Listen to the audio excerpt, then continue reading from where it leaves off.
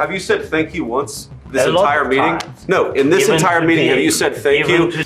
This Halloween, Vice President JD Vance just pulled off what might be the funniest political moment of the year. The man behind the "you didn't say thank you" meme decided to become the meme. In a short TikTok video filmed at the Naval Observatory, Vance opens the door in a dark suit, red tie, and a curly brown wig, handing out candy to trick-or-treaters while saying, "Happy Halloween, kids. Remember, say thank you."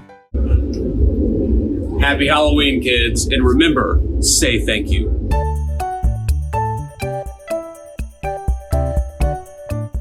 That one line is a direct nod to the viral meme that's haunted him since February, when critics photoshopped him into a fat JD with curly hair, accusing him of scolding people online with lines like, "You didn't say thank you." But instead of ignoring it, JD embraced it. His post racked up 14 million views and over 250,000 likes within hours, with comments calling him the best VP ever, and JD just won 2028. Even Elon Musk joined in, replying with nothing but a laughing emoji. Vance filmed the entire bit under purple lights to the Twilight Zone theme, making it spooky, self-aware, and perfectly timed for Halloween. And honestly, it fits the Trump administration's digital playbook perfectly. For years, the team has embraced meme culture, viral humor, and fast-paced online moments to dominate attention. And this time, it's the vice president himself leading the trend. So whether you love him or hate him, JD Vance just did the impossible. He turned internet ridicule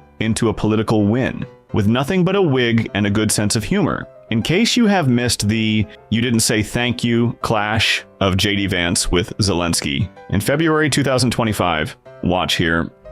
What kind of diplomacy, JD, you are speaking about? What do you mean?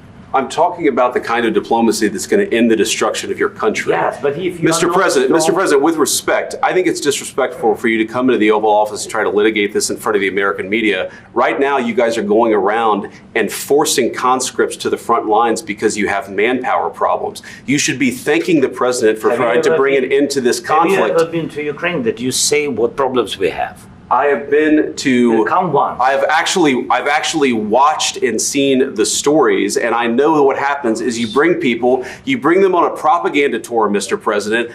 Do you disagree that you've had problems bringing people into your military? And do you think that it's respectful to come to the Oval Office of the United States of America and attack the administration that is trying to prevent the destruction of your country?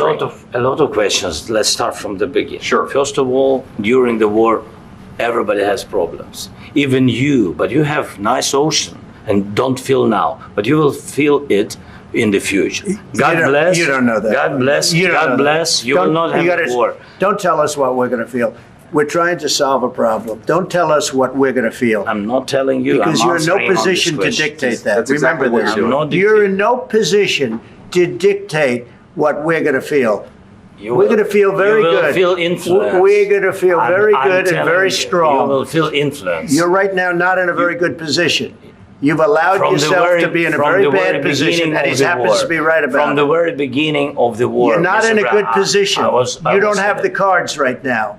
With us, you start having cards. Right now, you don't have. You're playing cards. You're playing cards. You're gambling with the lives of millions of people. You're gambling with World War III.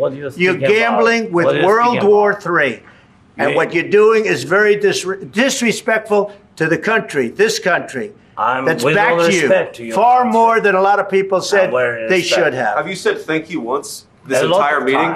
No, in this entire meeting, have you said thank you? You went to Pennsylvania and campaigned for the opposition in October. Offer some words of appreciation for the United States of America and the president who's trying to save your country.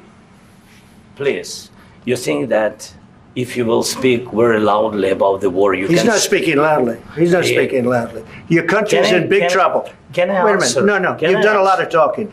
Your country is in big trouble. I know. You're not winning. You're not winning this. you have a damn good chance of coming out okay because of us. Mr. President, we are staying in our country, staying strong from the very beginning of the war. We've been alone, and we are thankful. I said thanks you haven't in been this alone. cabinet, you and haven't not been only alone. in this cabinet. We gave you, through this stupid president, $350 billion.